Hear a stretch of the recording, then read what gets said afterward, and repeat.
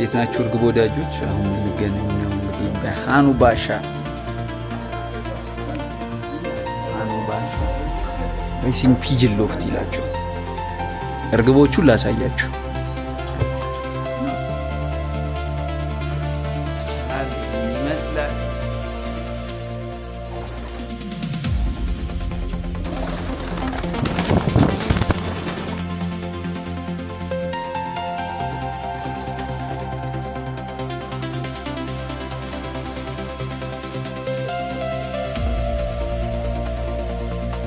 ተነጫጩ